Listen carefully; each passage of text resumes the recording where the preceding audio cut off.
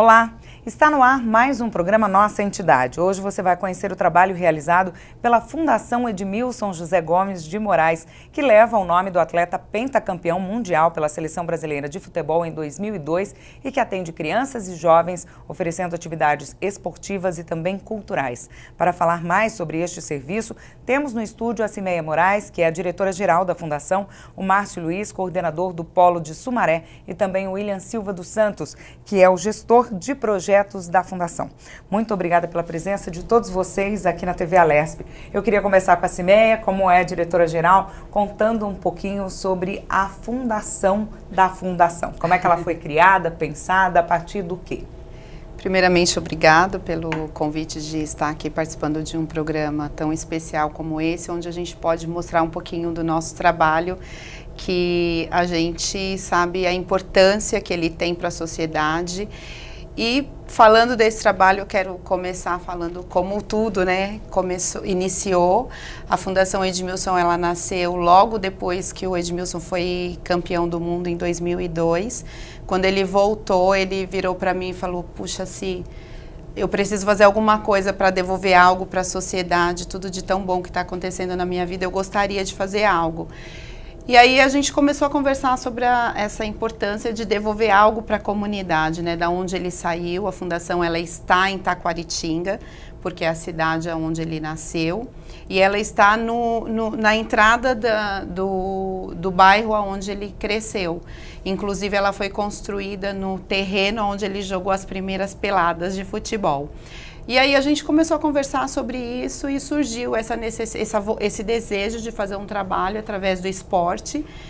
Como o esporte foi o divisor de águas na vida dele, né, a gente quis iniciar algo nesse sentido. Então a Fundação Edmilson começou atendendo em Taquaritinga crianças de 6 a 14 anos primeiramente, e o nosso objetivo realmente era tirar da rua aquelas crianças que não tinham um lugar para estar naquele momento onde a mãe está na roça, só tem um horário da escola e depois ela ficava abandonada, né, na rua.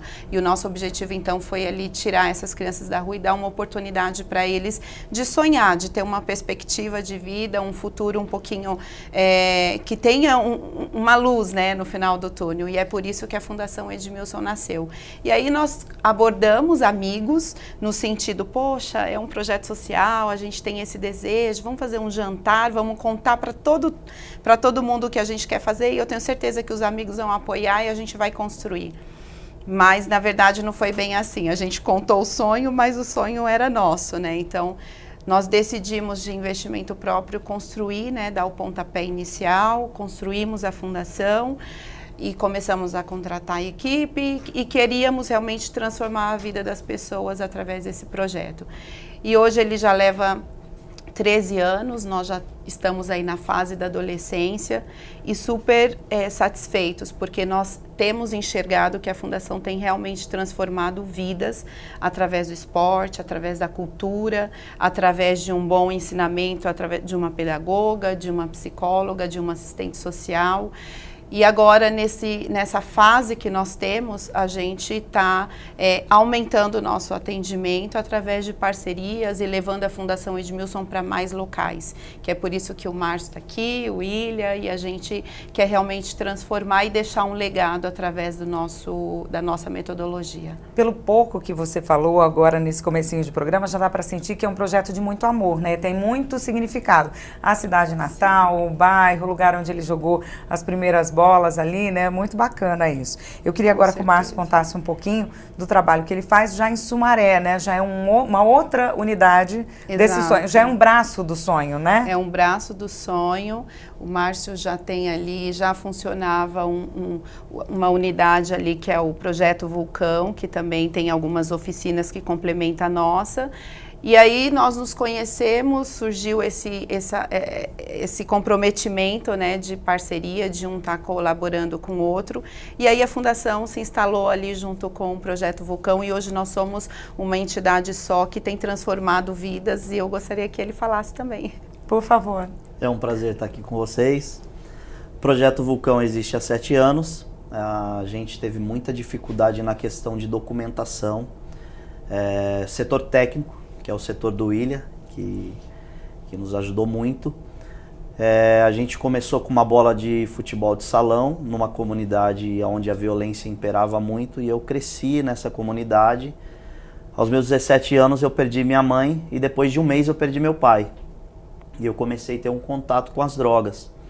Foi quando um traficante deu ordem na comunidade para não vender droga para mim, porque não era interessante, porque eu era um menino de futuro e estava vivendo um desespero.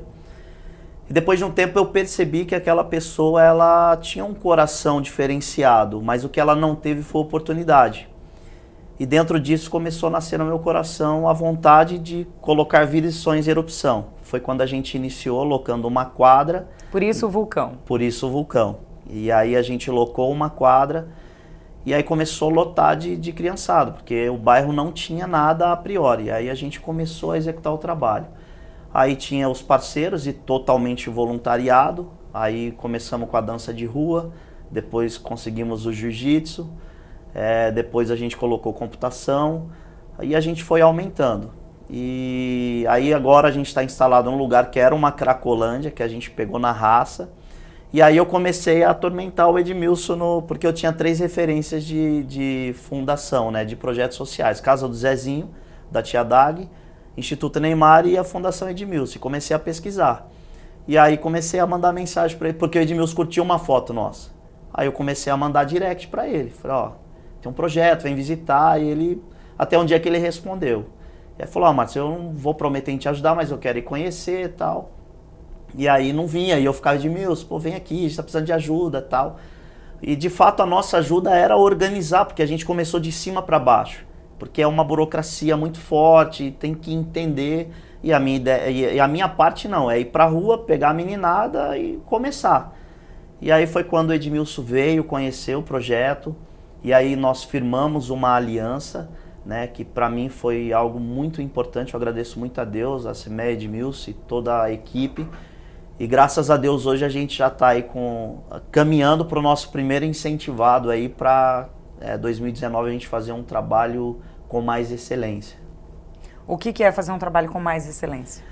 Com mais excelência é quando você tem os recursos, né, financeiros, porque o incentivado ele te dá essa condição de você conseguir honrar, porque assim, ó, o voluntário ele trabalha com amor, mas assim, chega o dia que ele fala, ó, eu trabalho com amor, mas hoje eu não vou. Agora você contratando um funcionário, você conseguindo ter o material, e assim, também, não que a gente não vá pedir, porque sempre há necessidade, mas muda um pouco o cenário, tá? O combustível, o amor, ele é o mesmo, mas a gente começa a se equipar muito mais para essa efetividade, porque assim, ó, eu não sou formado em educação física, então eu vou ter um professor de educação física para poder passar de fato uma aula que as crianças necessitam. Então é isso.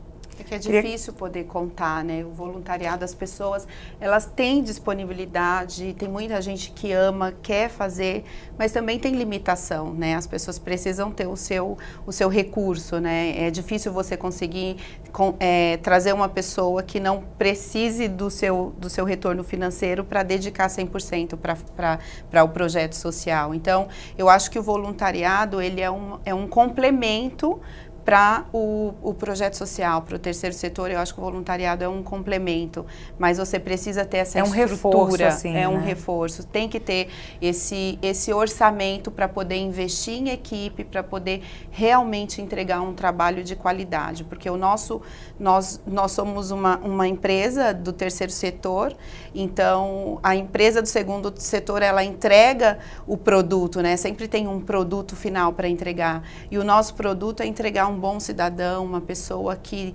tenha vontade de contribuir para o seu país, para o seu entorno. E para a gente conseguir fazer essa entrega, nós precisamos investir em profissionais qualificados. E aí entra no que o Márcio falou. Então, aí precisa desses tipos de apoio, que hoje é um percentual da Fundação Edmilson, a gente dedica para isso, que é o projeto incentivado, como ele disse.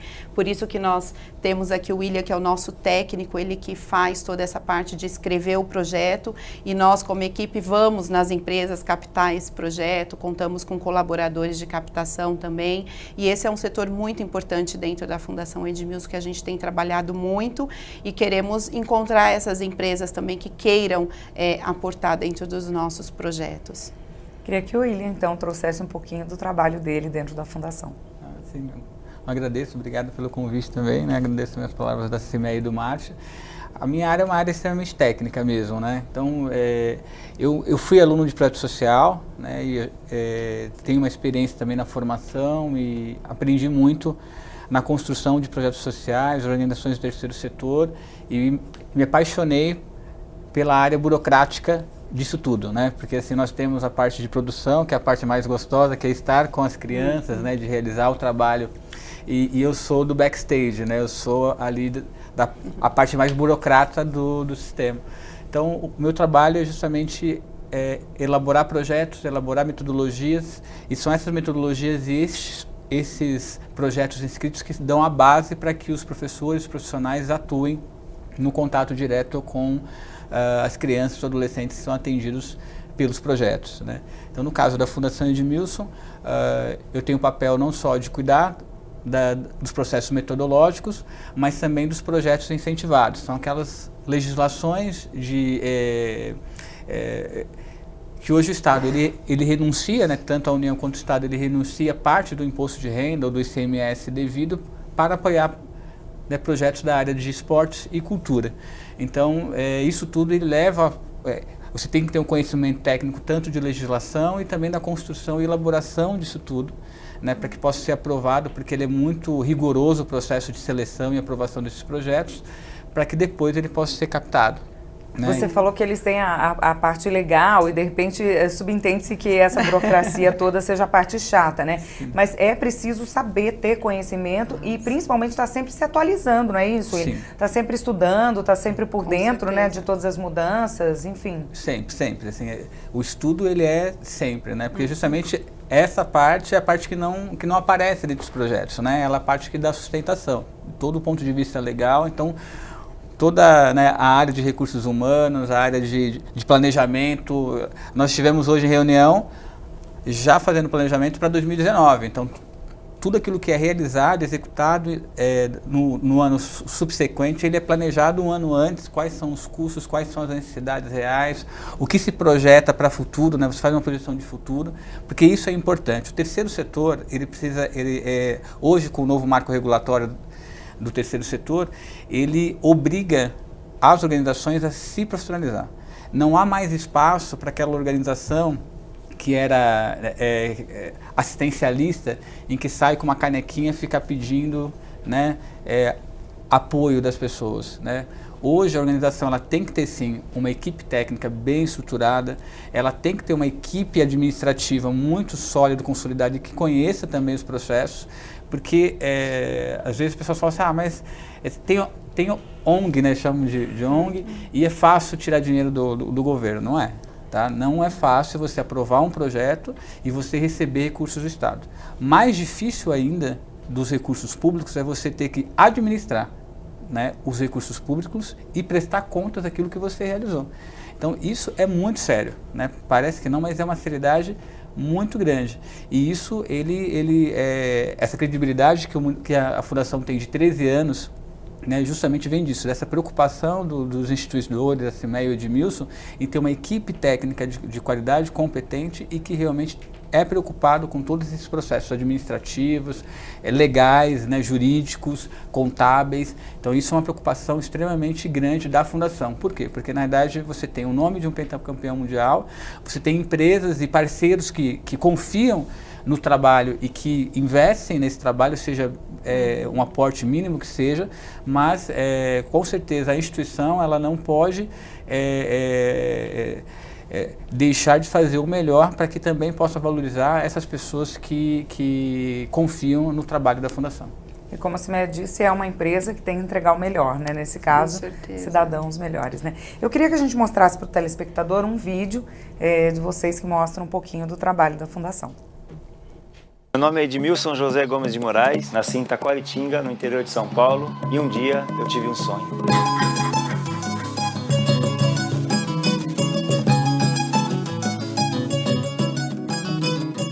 um sonho que se tornou realidade aqui, onde tudo começou da minha vida.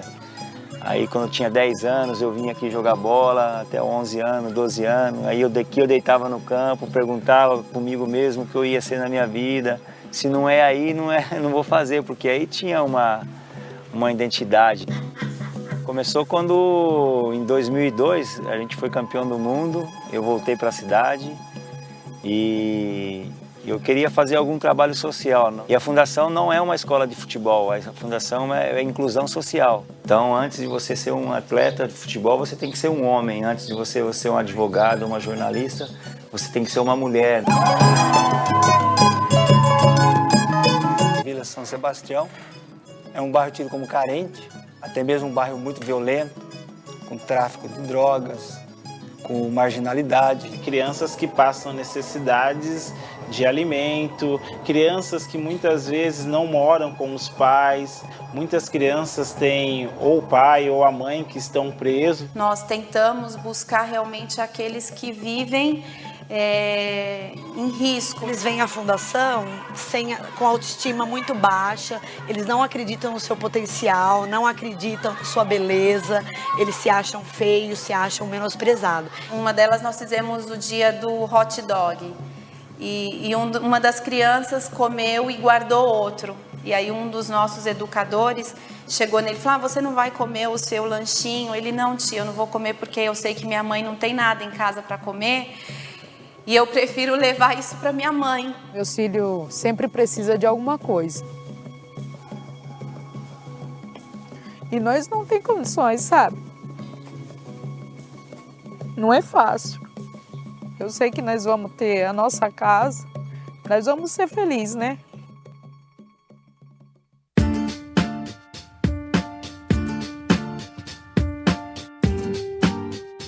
Nós educamos também os pais, temos um trabalho social e psicológico com os pais, porque não adianta a criança estar aqui durante todo o dia e chega em casa, o pai não tem uma educação, não tem um acompanhamento.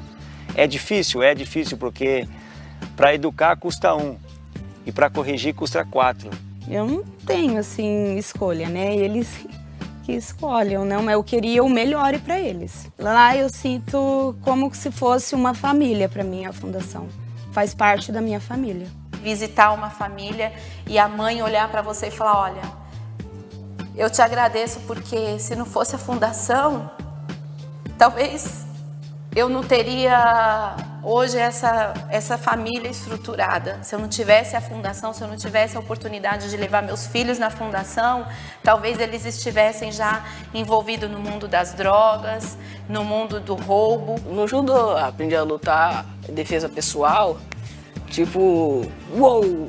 Eu imagino como eu vou ser quando eu crescer, como eu vou me tornar, sabe, a pessoa, assim, como eu vou querer ser, qualquer coisa, assim, que me ajude e ajude as outras pessoas também.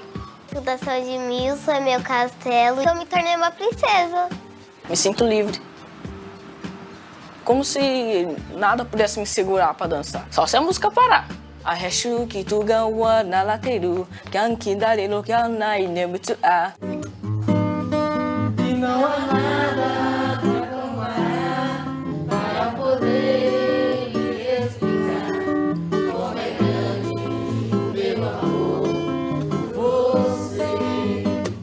O nosso trabalho aqui de fazer com que eles acreditem no potencial deles, no intelecto e principalmente no futuro. A fundação ela oferece uma base para que o próprio ser humano seja o percussor da sua história. Pensar nas famílias da fundação é pensar que nós estamos levando para essas famílias uma oportunidade de sonhar grande. Através de uma educação bem feita, você pode transformar uma cidade, um país. Vamos dizer que Taquaritinga é uma responsabilidade que eu tenho, né? Eu sempre pensei grande. A minha ideia é que esse método de ensino, de educação, de inclusão social, se expanda ao mundo inteiro, ou possível só no Brasil, eu não sei. Como é grande o meu amor por você.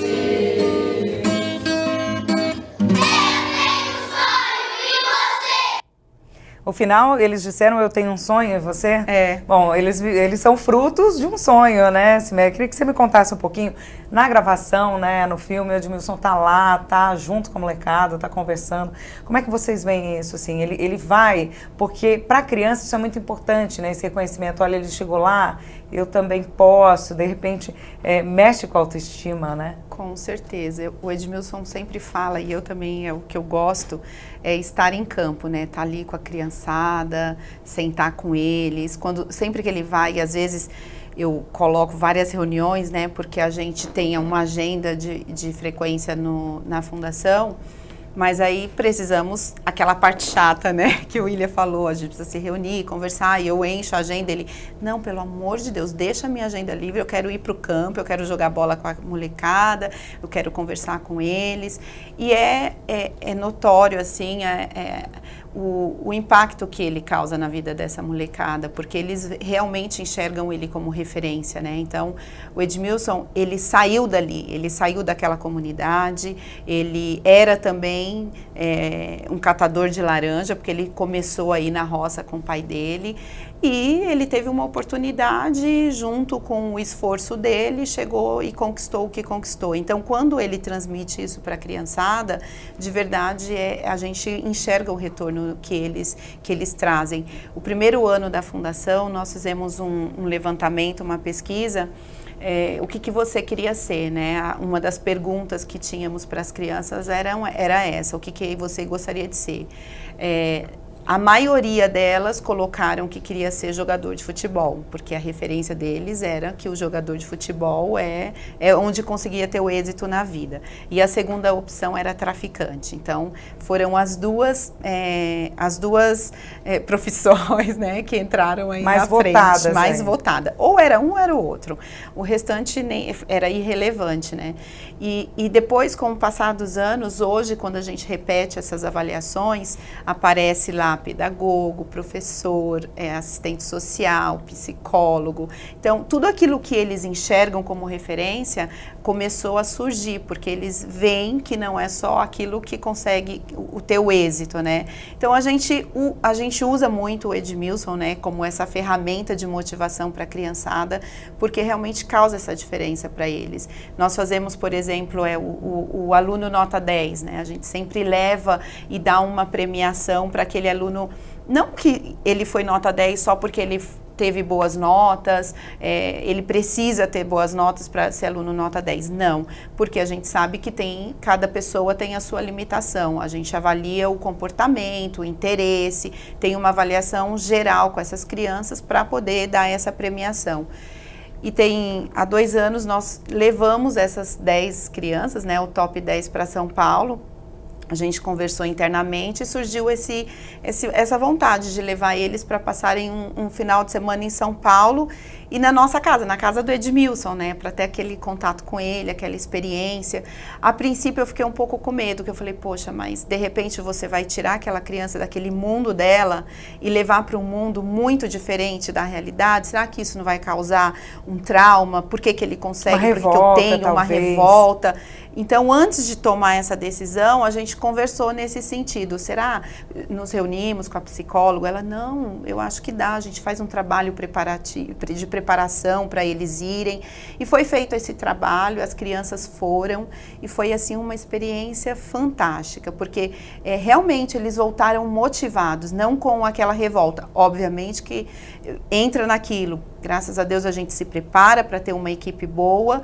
Então, através da psicóloga, fizemos a preparação emocional daquelas crianças. Então, tudo aquilo que eles viram em São Paulo foi só motivador para que eles pudessem ter essa vontade de continuar a estudar ou fazer o seu esporte, as suas atividades, para alcançar o seu objetivo igual o Edmilson alcançou. Então, a gente tem essa convicção que a experiência de vida, e cada vez que ele está em campo com a criançada, que ele conta o seu testemunho de vida, isso daí transforma a vida das crianças. E também você não pode ser só com as palavras, né? Tem que ser com a vida, com o seu testemunho pessoal, né? E a gente preza muito nesse sentido, tanto nós como instituidores, mas também a nossa equipe, né, para que todos eles tenham esse comportamento, para que as crianças se espelham e realmente queiram conquistar através das oportunidades que a Fundação Edmilson dá para eles. A gente continua conversando daqui a pouquinho. O programa Nossa Entidade vai agora para um rápido intervalo, não saia daí que a gente volta já já.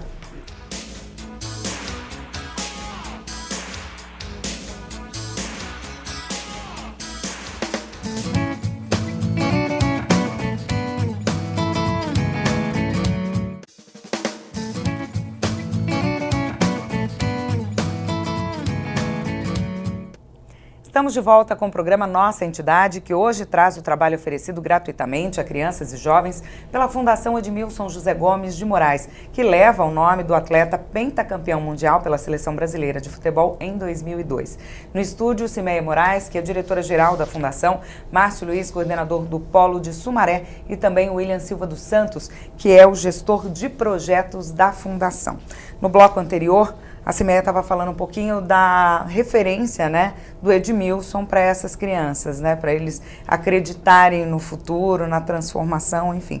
Eu queria que o Márcio falasse um pouquinho para a gente sobre essa questão da autoestima, da referência e também do testemunho. Você também é testemunho, né? Você também dá o seu testemunho, né? Você foi resgatado junto com as pessoas que você resgatou, né? Exatamente.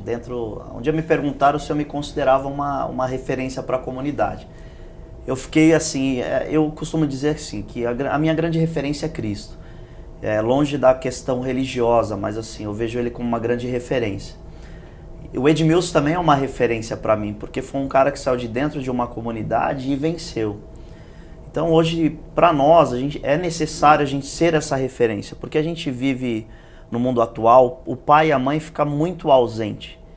E essa criançada, qual que é a referência que se tem hoje? Às vezes é só o celular, que é o relacionamento, e às vezes é a comunidade que está ali, o tráfico, a droga, e a meninada está no tráfico muito cedo hoje.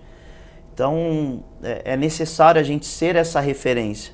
E a gente trabalha na base do amor. E o amor incondicional, mas o amor também que leva a dizer não. Então, eu estava conversando essa semana com os educadores, as pessoas mais importantes para mim foram as pessoas que disseram não para mim. E que hoje eu entendo, com 40 anos eu entendo que assim, esses nãos me livraram de muitas coisas negativas, principalmente do meu pai e da minha mãe.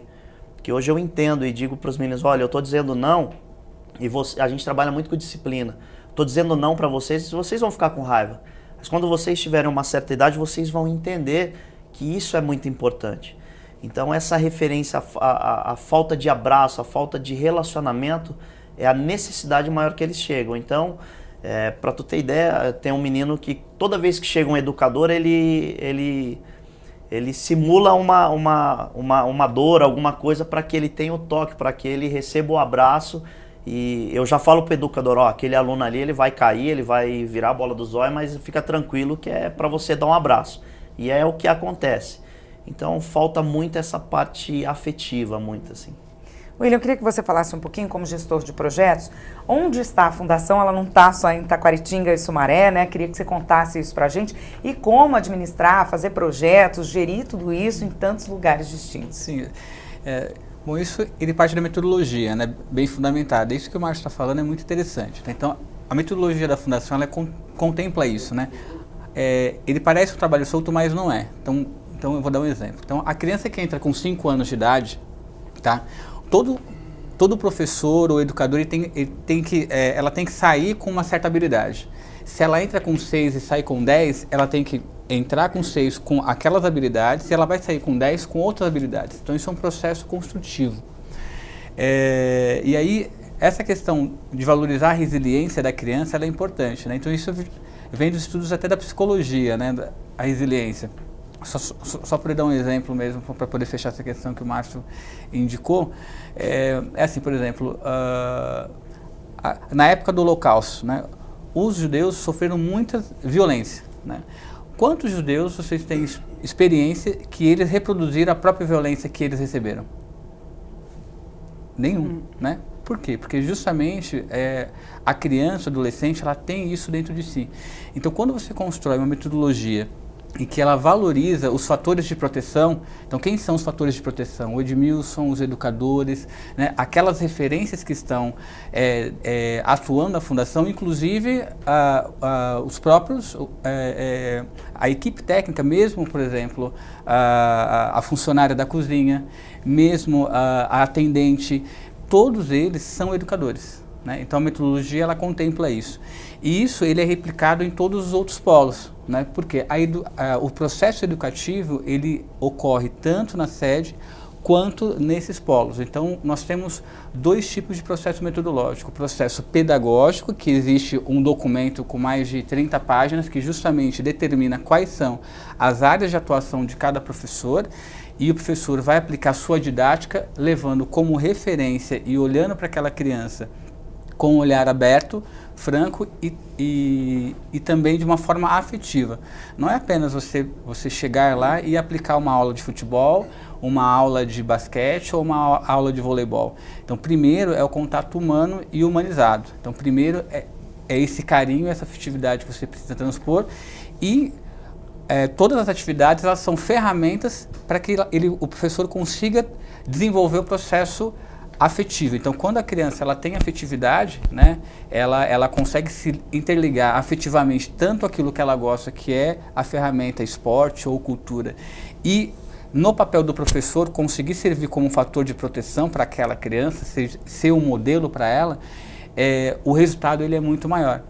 Então, este documento, essa forma de construir a metodologia, nós levamos praticamente de 2 a 3 anos só construindo a metodologia e com a experiência, e também a questão do critério administrativo, né? Porque realmente, sim, como a Cimeia falou, tudo isso ele tem um custo, né? Então, uma equipe técnica de excelência, você tem os materiais adequados, você conseguir fazer com que os jovens também se sintam autoeficazes, né? Que nós falamos o seguinte: você tem a autoestima, que a pessoa olhar para si, mas você também tem a autoeficácia, eu ser capaz de, né? Então, desenvolver também a autoeficácia, ela fala o seguinte: não, eu sou capaz de jogar bola, eu sou capaz de dançar, eu sou capaz de ganhar uma medalha de karatê. Então, isso aumenta a capacidade dela, né? Isso traz autoconfiança, e ela também se sente mais propensa a conseguir construir o futuro dela, né? Construir um projeto de vida de uma forma mais clara, né? Sempre tendo a atenção da Fundação. A Fundação, ela também acompanha esse jovem desde o início que ele está até a profissionalização. Então, depois que ele sai da entidade, a Fundação também acompanha. Então, hoje nós acompanhamos se o adolescente está empregado, se o adolescente ele entrou numa faculdade, entrou num curso técnico, então, e onde ele está depois disso. Geralmente eles voltam.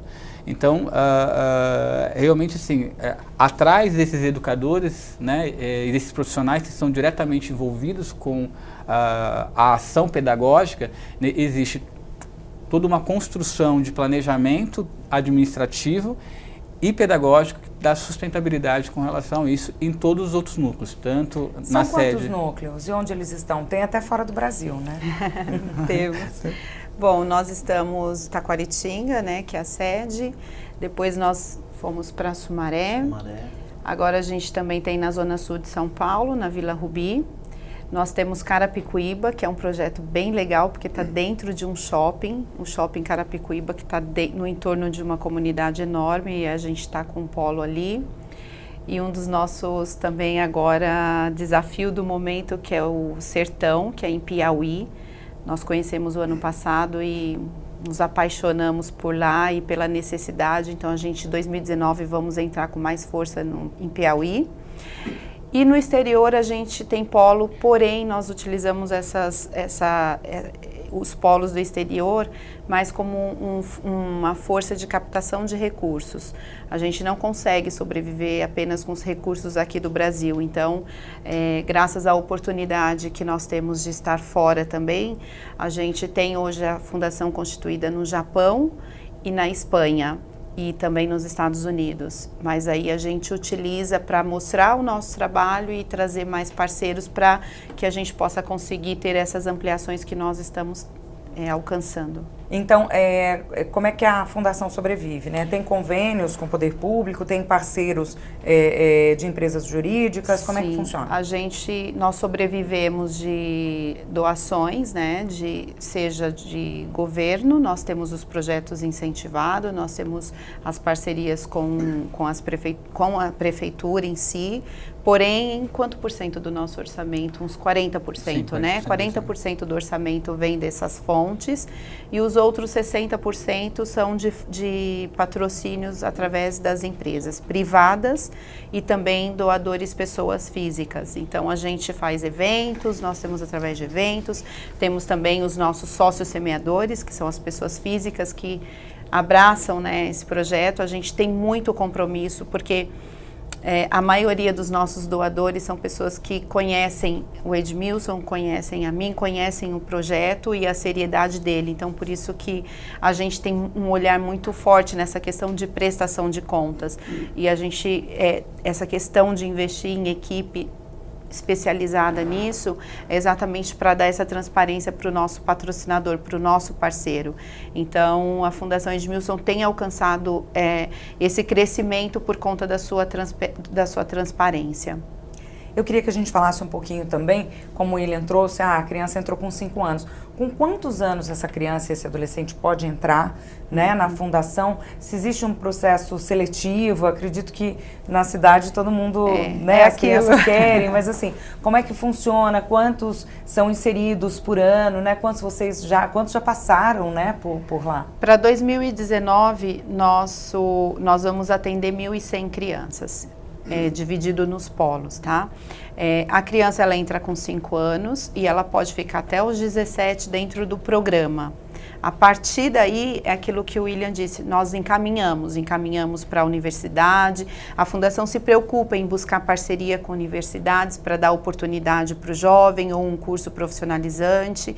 Então, a gente sempre está à busca desses tipos de parceiros, né, que possam nos ajudar a dar uma continuidade e poder entregar esse adolescente para o mercado de trabalho.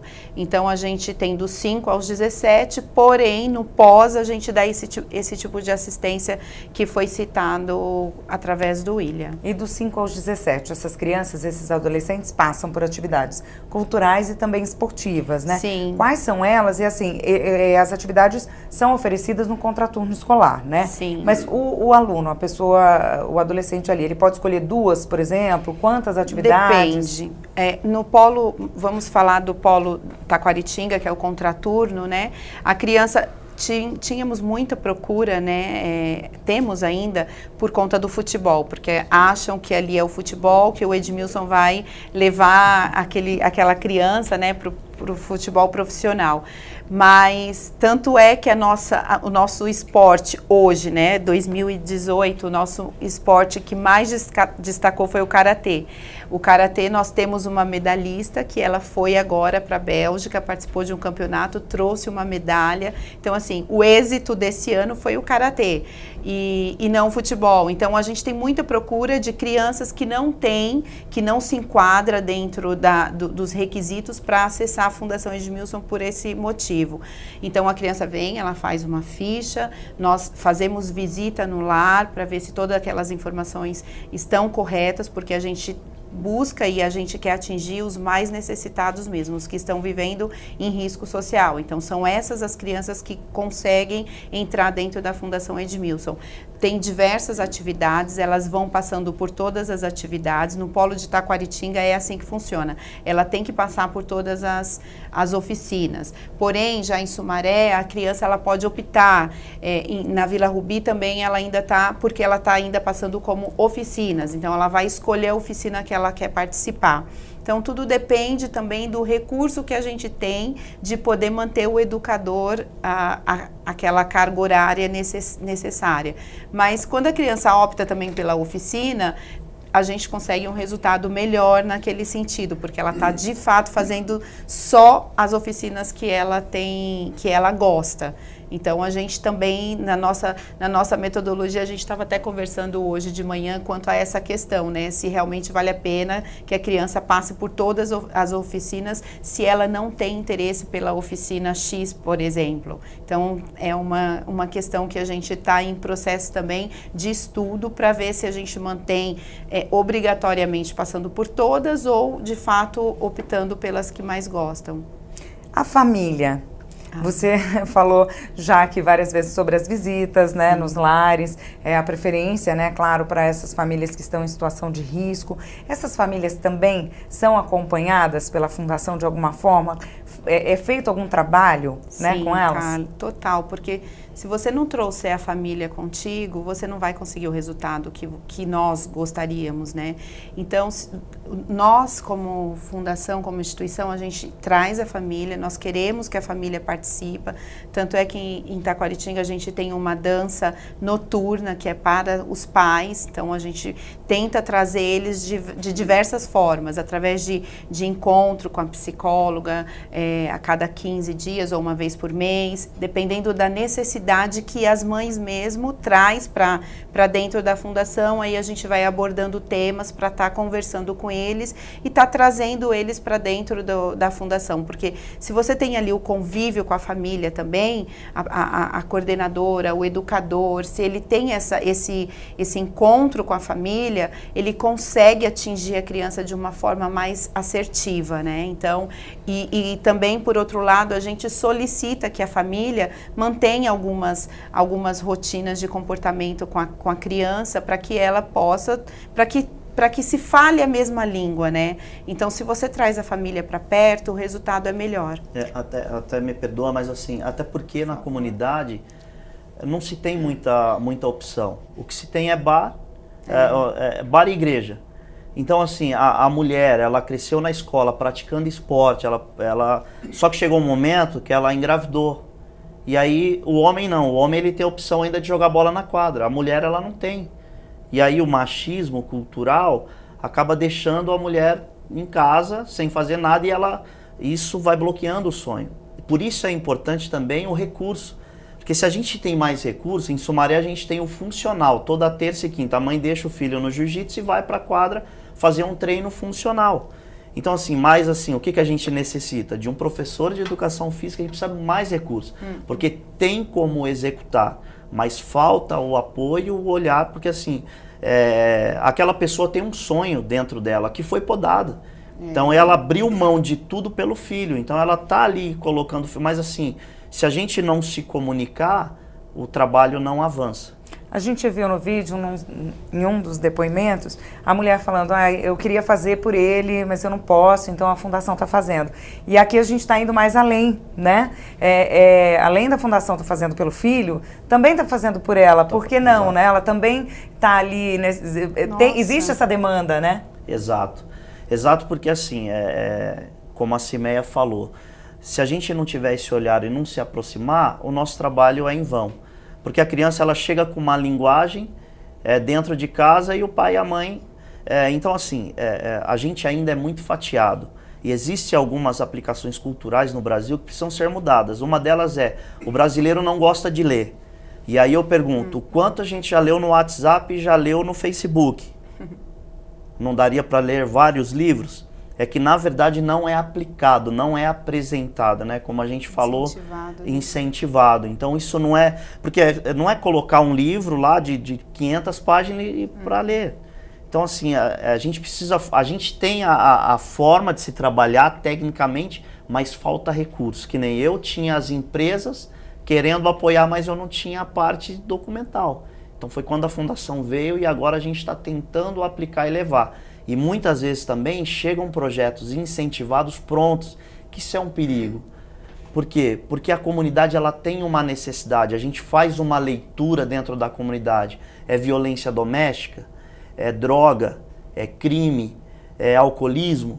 Então a gente tem uma necessidade prioritária. Então eu acho que tanto as empresas, tanto o setor público deveria mapear antes de... não que seja ruim, mas vamos colocar um teatro. Colocou o teatro, mas e aí depois? A violência vai continuar?